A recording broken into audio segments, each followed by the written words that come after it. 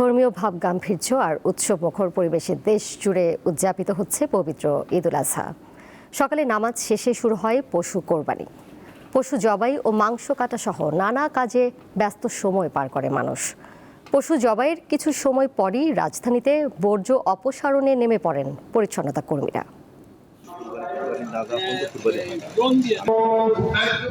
সাম্য, ত্যাগ ও মানবিকতার বার্তা নিয়ে আসে পবিত্র ঈদুল আজহা। রাজধানীতে ঈদ জামাত থেকে ফিরেই নগরবাসী ব্যস্ত হয়ে পড়েন পশু জবাইয়ে।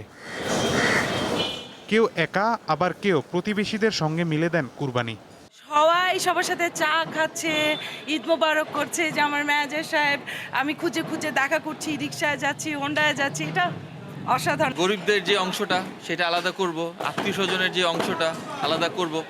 আমরা ইউজুয়ালি খুব মিনিমাম সীমিত পরিমাণেই ওপরে উঠাই, ওইরকম ওপরেও একটু নিব আমাদের জন্য।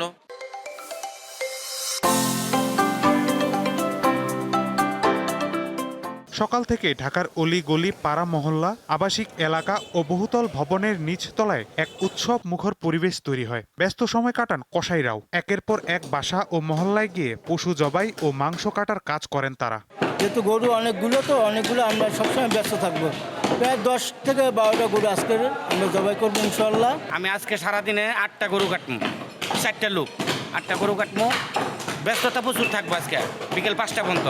এদিকে কুরবানির পশুর বর্জ্য দ্রুত অপসারণে ব্যস্ত হয়ে পড়েন সিটি কর্পোরেশনের হাজারো পরিচ্ছন্ন কর্মী। এবার নির্ধারিত সময়ের মধ্যেই বর্জ্য অপসারণ করা হবে বলে জানিয়েছে কর্তৃপক্ষ।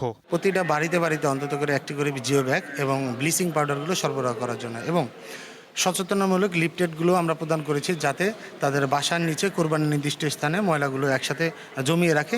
আমাদের জেপিসিএসপি থেকে যে সরবরাহিত গাড়িগুলো ওগুলো ওইখান থেকে পরিষ্কার করে নিয়ে আসতে পারে।